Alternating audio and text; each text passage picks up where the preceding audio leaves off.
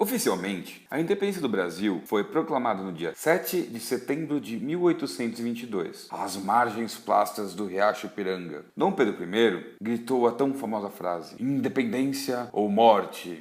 Só que não. Essa imagem não condiz nem um pouco com o que realmente aconteceu naquele dia. Dom Pedro, na verdade, estava numa mula e não num cavalo. Os uniformes não tinham nada a ver com esses daí do quadro do Américo. O príncipe tinha parado no Riacho do Ipiranga para se aliviar de uma horrorosa diarreia e muito mais. Mas vamos ignorar essa parte aí e focar nas coisas realmente importantes para entender a independência do Brasil.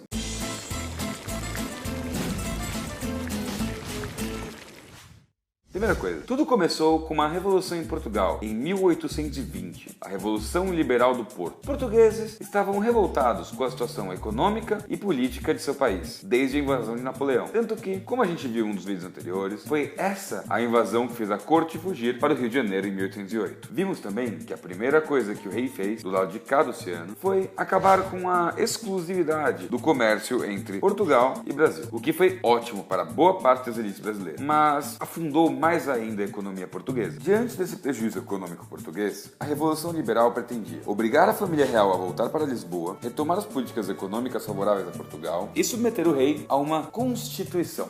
Mas peraí, o que significa submeter o rei a uma Constituição? Bom, nada menos do que colocar leis cujas quais o rei é obrigado a obedecer, acabando assim com o poder absoluto, instaurando a divisão de poderes, a eleição de representantes, a liberdade de opinião e os direitos civis e políticos para os cidadãos. Enfim, a Revolução Liberal do Porto estourou em agosto de 1820 e logo se estendeu para muitas outras cidades de Portugal. Cada uma dessas cidades passou a ter um governo próprio e eleito pelos habitantes locais. Esses eram conhecidos como as juntas provisórias, e cada uma dessas juntas passou a eleger deputados para as Cortes de Lisboa, uma espécie de Assembleia Geral, com representantes eleitos tanto em Portugal quanto no Brasil. Mas por que representantes eleitos no Brasil se a Revolução foi em Portugal? Bom, porque conforme as notícias foram se espalhando, várias províncias do Brasil foram estimuladas a deixar de obedecer ao governo do Rio de Janeiro e criar suas próprias juntas provisórias aqui. E desta forma puderam também participar das Cortes de Lisboa. E essas províncias só foram estimuladas a desobedecer ao governo porque na época havia um grande descontentamento geral com o absolutismo. E, para acentuar a situação, os ideais liberais estavam muito à tona. Além disso, a criação de juntas provisórias era uma chance para cada província eleger seus próprios governantes e ter a sua tão sonhada autonomia, algo que eles achavam bem legal. Por causa de tudo isso, a Revolução Liberal do Porto venceu e forçou o rei a se sujeitar a uma constituição e a retornar com sua família para Portugal. E, em 26 de abril de 1821, Dom João partiu para Portugal com toda a sua família, menos seu filho, Dom Pedro. Isso porque o rei decidiu deixar no Brasil seu filho, Dom Pedro, como príncipe regente. E, consequência disso, foi que o Império Português passou a ter duas cidades disputando a autoridade sobre as províncias do Brasil. De um lado, as Cortes de Lisboa, com uma maioria de deputados portugueses, mas também alguns brasileiros, e do outro,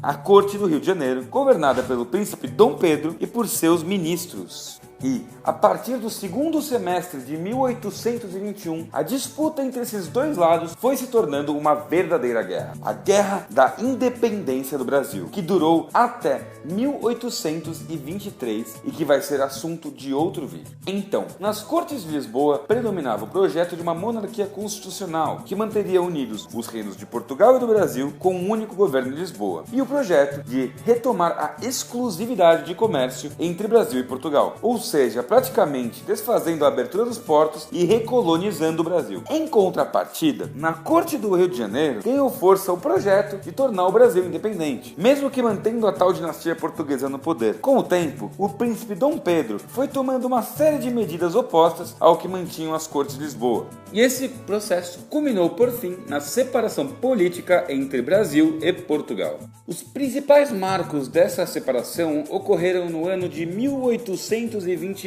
O primeiro deles foi no dia 9 de janeiro, conhecido como Dia do Fico, quando Dom Pedro proclamou oficialmente que desobedeceria às cortes e não retornaria a Portugal. Depois, no dia 4 de maio, foi a vez do Cumpra-se, quando o governo do Rio de Janeiro decidiu que os brasileiros não deveriam mais obedecer ao que mandassem as cortes de Portugal. E se você acha que isso aí foi fichinha, você está muito errado. No início de agosto, ocorreu a proibição do desembarque de tropas portuguesas no Brasil. E, logo em seguida, houve a publicação de um manifesto assinado por Dom Pedro que declarava abertamente que estavam rompidos os laços políticos entre Brasil e Portugal. Daí, finalmente, o famoso 7 de setembro. Durante uma viagem a São Paulo, Dom Pedro recebeu cartas contendo novos decretos das cortes portuguesas. E ele estava lá nas margens do rio Ipiranga, imerso em sua disenteria, acuado, independência ou morte. Como você pode ver, o 7 de setembro foi apenas um pequeno passo de uma longa série de decisões de Dom Pedro e de seus aliados para separar o Brasil de Portugal. Mas não foi nada do dia para a noite. Na verdade, o dia 7 de setembro acabou sendo escolhido para celebrar a independência, mas na época, outros episódios foram infinitamente mais marcantes. Por exemplo, a coroação de Dom Pedro como imperador do Brasil. Mas tudo bem, né? Com isso, chegamos à terceira coisa realmente importante para entender a independência do Brasil. Depois de começar com uma revolução e de virar uma disputa entre Lisboa e Rio de Janeiro, a independência terminou com a fundação do Império Brasileiro, uma monarquia constitucional. Portanto, a independência e a fundação do Império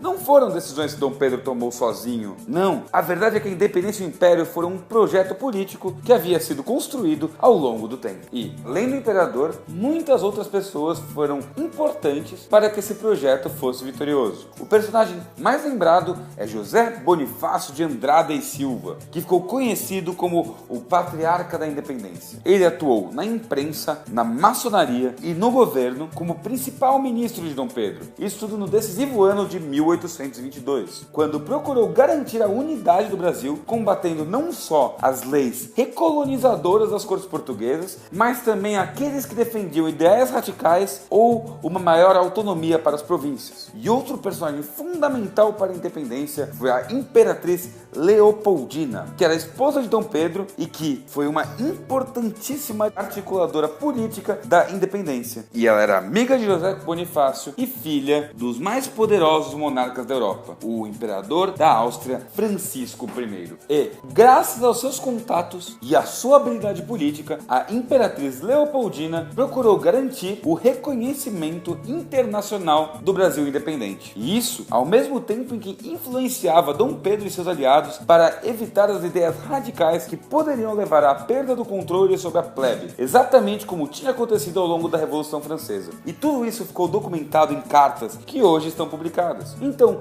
se você quiser conhecer a história da independência de um ponto de vista de uma princesa, não deixe de ler essas cartas, são muito interessantes. Enfim, como a gente pode perceber pelos perfis de José Bonifácio e da Imperatriz Leopoldina, o projeto de independência do Brasil, que foi vitorioso em 1822, tinha como característica importante a tentativa de evitar as alternativas radicais. Isso pois havia o temor da repetição da violência da Revolução Francesa, que, afinal das contas, também tinha começado com uma fundação de uma monarquia constitucional que acabou saindo do controle. Assim, além do temor da violência, havia o temor de que o conflito entre as cortes e o príncipe Dom Pedro resultasse na formação de diversas repúblicas, como havia acontecido na América Espanhola e como já havia acontecido em Pernambuco em 1817. Isso sem contar com o temor da perda do controle sobre a ordem escravista, que também serviu para unir os senhores na tentativa de evitar que os projetos radicais fossem vitoriosos. Assim, vemos que o projeto da independência do Brasil, que acabou vitorioso, era na verdade extremamente conservador, centralista e não rompia com a ordem escravista. Ao mesmo tempo em que garantia as vantagens comerciais ameaçadas pelos decretos recolonizadores das cortes de Lisboa, também prometia uma ordem liberal com uma constituição elaborada por representantes das províncias do Brasil. Isso aí aconteceu em parte. Em 1823, Dom Pedro deu um golpe e fechou a Assembleia Constituinte Brasileira, apresentando em seguida uma constituição mais favorável à sua autoridade.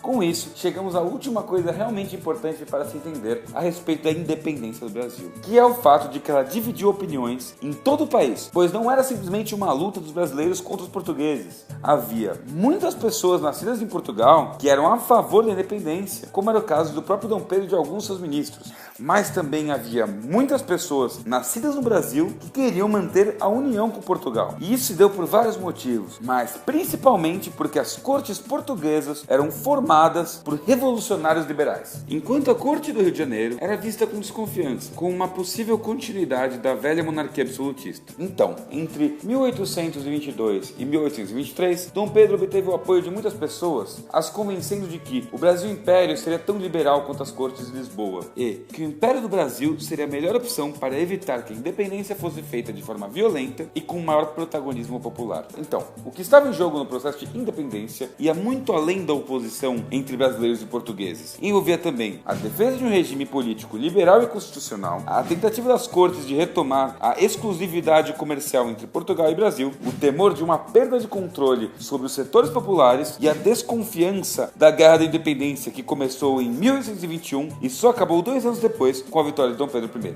Por incrível que pareça, é isso mesmo, galera. Foi uma Guerra da Independência que não costuma ser muito lembrada, por ter sido muito menor do que outros países, mas que foi muito importante para a formação do Brasil que a gente conhece hoje em dia. Enfim. É isso aí, galera. Espero que vocês tenham gostado do vídeo. Espero que vocês tenham se divertido. De dar seu joinha, de compartilhar com seus amigos, de mostrar para o seu professor quando ele estiver dando essa aula, de lembrar de usar esse vídeo antes das provas, de clicar aqui no apoia.se, que é o nosso crowdfunding, que a sua ajuda pode parecer pequena, mas, faz toda a diferença do mundo para nós. Enfim, cara, é isso aí. É nóis. Falou.